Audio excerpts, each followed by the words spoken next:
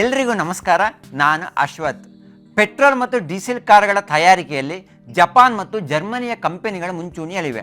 ಆದರೆ ಎಲೆಕ್ಟ್ರಿಕ್ ಕಾರುಗಳ ತಯಾರಿಕೆಯಲ್ಲಿ ಚೀನೀ ಕಂಪನಿಗಳು ಭಾರಿ ಮುನ್ನಡೆಯನ್ನು ಸಾಧಿಸ್ತಾ ಇವೆ. ಅದರಲ್ಲೂ ವಿಶ್ವದ ನಂಬರ್ 1 ಎಲೆಕ್ಟ್ರಿಕ್ ಕಾರ್ ಕಂಪನಿಯಾಗಿದ್ದ ಟೆಸ್ಲಾವನ್ನು ಚೀನಾದ BYD ಕಂಪನಿ ಹಿಂದಿಕ್ಕಿದೆ. ಹೀಗಾಗಿ ಚೀನಾದಲ್ಲಿ ಎಲೆಕ್ಟ್ರಿಕ್ ಕಾರುಗಳ ಕ್ರಾಂತಿ ಹೇಗಾಯಿತು, ವಿಶ್ವದೆಲ್ಲೆಡೆ ಹೋಲಿಕೆ ಮಾಡಿದರೆ ಚೀನೀ ಕಾರುಗಳ ಬೆಲೆ ಕಡಿಮೆ ಯಾಕೆ, ಟೆಸ್ಲಾವನ್ನು BYD ಕಾರು ಕಂಪನಿ ಹಿಂದಿಕ್ಕಿದು ಹೇಗೆ, ಭಾರತದಲ್ಲಿ ಎಲೆಕ್ಟ್ರಿಕ್ ಕಾರುಗಳ ಮಾರುಕಟ್ಟೆ ಹೇಗಿದೆ ಇತ್ಯಾದಿ ಎಲ್ಲ ವಿಚಾರಗಳನ್ನು ನಾನು ಈ ವಿಡಿಯೋದಲ್ಲಿ ತಿಳಿಸ್ತಾ ಇದ್ದೀನಿ. ಯಾವ ಕಂಪನಿಯ ಕಾರನ್ನು ಖರೀದಿ ಮಾಡಬೇಕು, ಭಾರತದ ಕಂಪನಿಯ ಕಾರನ್ನು ಖರೀದಿ ಮಾಡಬೇಕೆ, ವಿದೇಶದ ಕಂಪನಿಯ ಕಾರನ್ನು ಖರೀದಿ ಮಾಡಬೇಕೆ, ಬೆಲೆ ಎಷ್ಟಿದೆ, ಮೈಲೇಜ್ ಎಷ್ಟು ನೀಡುತ್ತೆ, ಈ ಪ್ರಶ್ನೆಗಳನ್ನು ಕೇಳಿಕೊಂಡು ನಾವು ಇಲ್ಲಿವರೆಗೂ ಕಾರನ್ನು ಖರೀದಿ ಮಾಡ್ತಾ ಇದ್ವಿ. ಆದರೆ ಈಗ ಟ್ರೆಂಡ್ ಬದಲಾಗಿದೆ. ನೀವು ಎಲೆಕ್ಟ್ರಿಕ್ ಕಾರನ್ನು ಖರೀದಿ ಮಾಡ್ತೀರಾ, ಯಾವ ಕಂಪನಿಯ ಕಾರನ್ನು ಖರೀದಿ ಮಾಡಿದರೆ ಬೆಸ್ಟ್, ಈ ಪ್ರಶ್ನೆಗಳನ್ನು ಕೇಳುವ ಸಮಯ ಈಗ ಬಂದಿದೆ. ಈ ಪ್ರಶ್ನೆ ಕೇಳಲು ಕಾರಣ ಚೀನೀ ಎಲೆಕ್ಟ್ರಿಕ್ ಕಂಪನಿಗಳು ಮಾಡಿದಂಥ ಕ್ರಾಂತಿ. ಎಲೆಕ್ಟ್ರಿಕ್ ಕಾರ್ ಮಾರಾಟದಲ್ಲಿ ಚೀನಾವೇ ಈಗ ವಿಶ್ವದಲ್ಲೇ ನಂಬರ್ 1. ಅದರಲ್ಲೂ ಬ್ಯಾಟ್ರಿಗೆ ಬೇಕಾಗುವಂಥ 85% ಕಾಂಪೋನೆಂಟ್ಸ್ನಲ್ಲಿ ಚೀನಾವೇ ಏಕಸ್ವಾಮ್ಯವನ್ನು ಹೊಂದಿದೆ. ಅದರಲ್ಲೂ ವಿಶ್ವದಲ್ಲಿ 10 EV ಕಾರುಗಳು ಮಾರಾಟವಾದರೆ ಅದರಲ್ಲಿ 6 EV ಕಾರುಗಳು ಚೀನಾದ್ದೇ ಆಗಿದೆ. ಯಾಕೆ ಇಷ್ಟೊಂದು ಚೀನಾ ಕಾರುಗಳು ಮಾರಾಟವಾಗ್ತಾ ಇದೆ ಅಂತಂದರೆ, ಚೀನಾ ಸರ್ಕಾರ EV ವಿಚಾರದಲ್ಲೇ ತೋರಿದಂಥ ಆಕ್ರಮಣಕಾರಿ EV ನೀತಿ. ಚೀನಾದಲ್ಲಿ ಎಲ್ಲವೂ ಇದೆ, ಆದರೆ ತೈಲ ನಿಕ್ಷೇಪ ಇಲ್ಲ. ಈ ಕಾರಣಕ್ಕಾಗಿ ತೈಲದ ಅವಲಂಬನೆಯನ್ನು ಕಡಿಮೆ ಮಾಡಲು ಚೀನಾ ಸರ್ಕಾರ EV ಮಾರುಕಟ್ಟೆಗೆ ಬಹಳಷ್ಟು ಉತ್ತೇಜನವನ್ನು ನೀಡಿತು. ಭವಿಷ್ಯದಲ್ಲಿ EVಗಳೇ ವಿಶ್ವವನ್ನು ಆಳುತ್ತದೆ ಎಂಬುದನ್ನು ಮೊದಲೇ ಮನಗಂಡ ಸರ್ಕಾರ ಸಿಕ್ಕಾಪಟ್ಟೆ ಹಣವನ್ನು ಸುರಿಯಿತು. ಸರ್ಕಾರದ ಹೂಡಿಕೆಯಿಂದ ಈಗ ಚೀನೀ ವಾಹನಗಳು ವಿಶ್ವದ ಮಾರುಕಟ್ಟೆಯಲ್ಲಿ ಕಮಾಲ್ ಮಾಡ್ತಾ ಇವೆ. EV ತಂತ್ರಜ್ಞಾನದಲ್ಲಿ ಈಗ ಚೀನಾ ನಂಬರ್ 1 ಆಗಿರ್ಬೋದು. ಆದರೆ ಈ ನಂಬರ್ 1 ಸಾಧನೆ ಹಿಂದೆ 25 ವರ್ಷಗಳ ಶ್ರಮ ಇದೆ. 25 ವರ್ಷಗಳ ಹಿಂದೆಯೇ ಚೀನೀ ಸರ್ಕಾರ EVಗೆ ಬಹಳಷ್ಟು ಉತ್ತೇಜನವನ್ನು ನೀಡ್ತಾ ಇತ್ತು. 2001ರಿಂದಲೇ EV ತಂತ್ರಜ್ಞಾನ ಸಂಶೋಧನೆಗೆ ಸರ್ಕಾರ ಪ್ರೋತ್ಸಾಹವನ್ನು ನೀಡ್ತಾ ಇತ್ತು. ಪ್ರೋತ್ಸಾಹ ಹೇಗೆ ಅಂತ ಕೇಳ್ಬೋದು. ಇದಕ್ಕೆ ನಾನೊಂದು ಉದಾಹರಣೆಯನ್ನು ನೀಡ್ತೀನಿ. ನಮ್ಮಲ್ಲಿ ಬಹಳಷ್ಟು ಆಟೋ ಕಂಪನಿಗಳಿದೆ. ಈ ಕಂಪನಿಗಳು ಯಾವುದಾದ್ರೂ ಒಂದು ಸಂಶೋಧನೆ ಮಾಡಬೇಕು ಅಂತಂದರೆ ತಮ್ಮ ದುಡ್ಡಿನಿಂದನೇ ಸಂಶೋಧನೆ ಮಾಡ್ತವೆ. ಇದಕ್ಕೆ ಸರ್ಕಾರದ ಯಾವುದೇ ಅನುದಾನಗಳು ಸಿಗಲ್ಲ. ಹೂಡಿಕೆ ಸಂದರ್ಭದಲ್ಲಿ ಮಾತ್ರ ಸ್ವಲ್ಪ ನೆರವು ವಿನಾಯಿತಿಗಳನ್ನು ಸರ್ಕಾರಗಳು ನೀಡ್ತವೆ. ಆದರೆ ಚೀನಾದಲ್ಲಿ ಹಾಗೆ ಇಲ್ಲ. ಸರ್ಕಾರವೇ ಸಂಶೋಧನೆಗೆ ನೆರವು ನೀಡ್ತಾ ಇದೆ. ಇದರ ಪರಿಣಾಮ ಕಂಪನಿಗಳಿಗೆ ಯಾವುದೇ ಹಣಕಾಸಿನ ಸಮಸ್ಯೆ ಆಗಲ್ಲ. 2007ರಲ್ಲಿ ಚೀನಾ ಸರ್ಕಾರ ಆಟೋಮೊಬೈಲ್ ಕ್ಷೇತ್ರದಲ್ಲಿ ಸಾಧನೆ ಮಾಡಿದಂಥ ವಾನ್ ಗಂಗ್ ಅವರನ್ನು ವಿಜ್ಞಾನ ಮತ್ತು ತಂತ್ರಜ್ಞಾನ ಇಲಾಖೆಯ ಸಚಿವರನ್ನಾಗಿ ಮಾಡುತ್ತೆ. ಈ ವ್ಯಕ್ತಿ ಜರ್ಮನಿಯ ಆಡಿ ಕಂಪನಿಯಲ್ಲಿ ದಶಕಗಳ ಕಾಲ ಕೆಲಸವನ್ನು ಮಾಡಿದರು. ಅಷ್ಟೇ ಅಲ್ಲದೆ ಸದ್ಯ ವಿಶ್ವದ ನಂಬರ್ 1 ಎಲೆಕ್ಟ್ರಿಕ್ ಕಾರು ಟೆಸ್ಲಾದ ಮೊದಲ ಎಲೆಕ್ಟ್ರಿಕ್ ಕಾರ್ ರೋಡ್ಸ್ಟರ್ ಅನ್ನು ಟೆಸ್ಟ್ ಸಹ ಮಾಡಿದರು. EVಯ ದೊಡ್ಡ ಅಭಿಮಾನಿಯಾಗಿದ್ದ ಇವರು ಚೀನಾದಲ್ಲಿ EV ಕ್ರಾಂತಿಗೆ ನಾಂದಿಯನ್ನು ಹಾಡಿದರು. ಮುಂದಿನ ದಿನಗಳಲ್ಲಿ ಚೀನಾ ಸರ್ಕಾರ ಎಲೆಕ್ಟ್ರಿಕ್ ವಾಹನಗಳನ್ನು ತಯಾರಿಸುವ ಕಂಪನಿಗಳಿಗೆ ಸಬ್ಸಿಡಿ ಮತ್ತು ಇನ್ಸೆಂಟಿವ್ಗಳನ್ನು ನೀಡ್ತಾ ಇತ್ತು. ಇದರ ಜೊತೆ ಹಳ್ಳಿಗಳಿಗೂ ವಿದ್ಯುತ್ ಸಂಪರ್ಕವನ್ನು ನೀಡಿತು. ಭಾರತದಲ್ಲಿ ಅಲ್ಲಲ್ಲಿ ಪೆಟ್ರೋಲ್ ಬಂಕ್ಗಳ ನಿರ್ಮಾಣವಾದಂತೆ ಚೀನಾ ಸರ್ಕಾರ ಅಲ್ಲಲ್ಲಿ ವಿದ್ಯುತ್ ಚಾರ್ಜಿಂಗ್ ಕೇಂದ್ರಗಳನ್ನು ಸ್ಥಾಪನೆ ಮಾಡಿತು. 2024ರ ವೇಳೆಗೆ ಚೀನಾದಲ್ಲಿ ಒಟ್ಟು 36 ಲಕ್ಷಕ್ಕೂ ಅಧಿಕ ಪಬ್ಲಿಕ್ ಚಾರ್ಜಿಂಗ್ ಕೇಂದ್ರಗಳನ್ನು ನಿರ್ಮಾಣ ಮಾಡಿದೆ. ವಿಶ್ವಕ್ಕೆ ಹೋಲಿಕೆ ಮಾಡಿದರೆ 70% ಪಬ್ಲಿಕ್ ಚಾರ್ಜಿಂಗ್ ಸ್ಟೇಷನ್ಗಳು ಚೀನಾ ಒಂದರಲ್ಲೇ ನಿರ್ಮಾಣವಾಗಿದೆ. ಮಾಧ್ಯಮಗಳಲ್ಲಿ ಬಂದಿರುವ ಮಾಹಿತಿಯ ಪ್ರಕಾರ 2009ರಿಂದ 2022ರವರೆಗೆ ಚೀನಾ ಸರ್ಕಾರ EV ಆಟೋ ಕಂಪನಿಗಳಿಗೆ $29 ಶತಕೋಟಿ ಸಬ್ಸಿಡಿ ಮತ್ತು ತೆರಿಗೆ ವಿನಾಯಿತಿಯನ್ನು ನೀಡಿದೆ. ಸರ್ಕಾರದ ಉತ್ತೇಜನ ಸಿಕ್ಕಿದ ಬೆನ್ನಲ್ಲೇ ವಿಶ್ವದ ಮಾರ್ಕೆಟಿಗೆ ಚೀನೀ ಕಾರುಗಳು ಲಗ್ಗೆ ಇಡಲು ಆರಂಭಿಸಿದವು.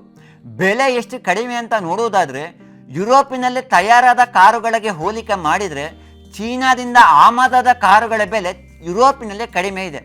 ಬೆಲೆ ಕಡಿಮೆ ಯಾಕೆ ಅಂತ ನೋಡುವುದಾದರೆ ಯುರೋಪ್ ಅಮೇರಿಕಕ್ಕೆ ಹೋಲಿಕೆ ಮಾಡಿದರೆ ಚೀನಾದಲ್ಲಿ ಉದ್ಯೋಗಿಗಳ ಸಂಬಳ ಕಡಿಮೆ ಇದೆ.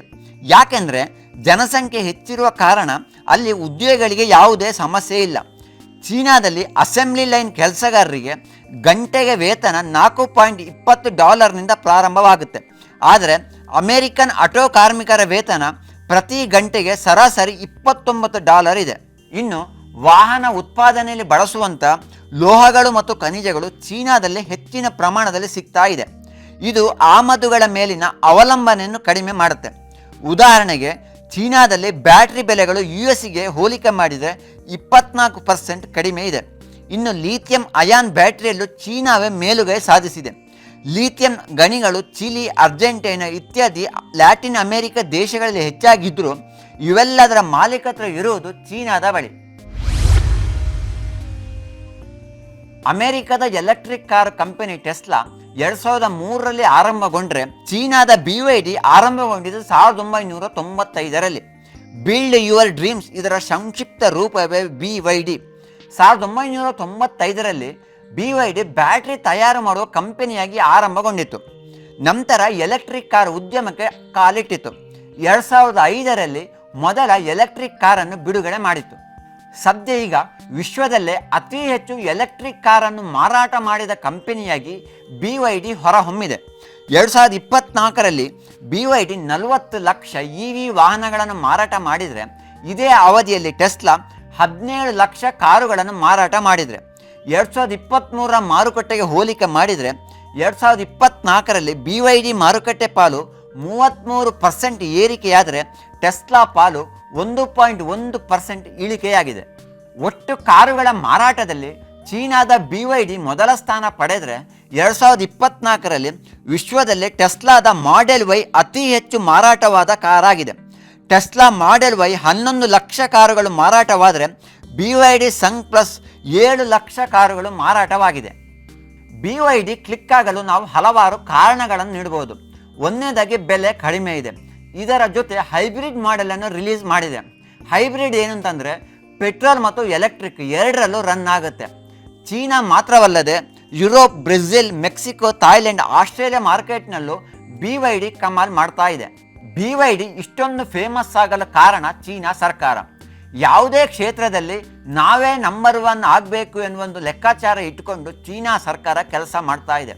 ಈ ಕಾರಣಕ್ಕಾಗಿ EV ಕಾರುಗಳಲ್ಲಿ ನಾವೇ ವಿಶ್ವದಲ್ಲಿ ನಂಬರ್ 1 ಆಗಬೇಕೆನ್ನುವ ಕಾರಣಕ್ಕಾಗಿ BYDಗೆ ಭಾರಿ ಪ್ರಮಾಣದಲ್ಲಿ ಚೀನಾ ಸರ್ಕಾರ ನೆರವನ್ನು ನೀಡ್ತಾ ಇದೆ. 2018ರಿಂದ 2022ರವರೆಗೆ ಚೀನಾ ಸರ್ಕಾರ BYDಗೆ $3.7 ಶತಕೋಟಿ ಸಬ್ಸಿಡಿಯನ್ನು ನೀಡಿದೆ. ಇನ್ನು 2022ರ ಒಂದೇ ವರ್ಷದಲ್ಲಿ BYDಗೆ $2.2 ಶತಕೋಟಿ ನೀಡಿದೆ. ಚೀನಾದ ಯಾವುದೇ EV ಕಂಪನಿಗೆ ಇಷ್ಟೊಂದು ಸಬ್ಸಿಡಿ ಸಿಕ್ಕಿಲ್ಲ. ಈ ಕಾರಣಕ್ಕೆ BYD ಕಾರುಗಳ ಬೆಲೆ ವಿಶ್ವದಲ್ಲೇ ಬಹಳ ಕಡಿಮೆ ಇದೆ. ಸಾಧಾರಣವಾಗಿ ಒಂದು ದೇಶದಲ್ಲಿ ಕಾರು ಉತ್ಪಾದನೆ ಆದರೆ ವಿದೇಶದಿಂದ ಆಮದಾಗುವ ಕಾರುಗಳ ಬೆಲೆಗೆ ಹೋಲಿಕೆ ಮಾಡಿದರೆ ಕಡಿಮೆ ಇರುತ್ತೆ. ಆದರೆ ಚೀನಾದ ಕಾರುಗಳು ಯುರೋಪ್ ಮತ್ತು ಅಮೆರಿಕದಲ್ಲಿ ಉತ್ಪಾದನೆಯಾದ ಕಾರುಗಳ ಬೆಲೆಗೆ ಹೋಲಿಕೆ ಮಾಡಿದರೆ ಬಹಳ ಕಡಿಮೆ ಇದೆ. ಸರ್ಕಾರಗಳು ಕಂಪನಿಗಳಿಗೆ ಮೂಲ ಸೌಕರ್ಯಕ್ಕೆ ನೆರವು ನೀಡಬೇಕೇ ಹೊರತು ಆ ಕಂಪನಿಯಲ್ಲಿ ಬಂಡವಾಳವನ್ನು ಹೂಡಬಾರದು ಎನ್ನುವಂಥದ್ದು ಅಮೆರಿಕ ಮತ್ತು ಯುರೋಪ್ ಸರ್ಕಾರದ ವಾದ.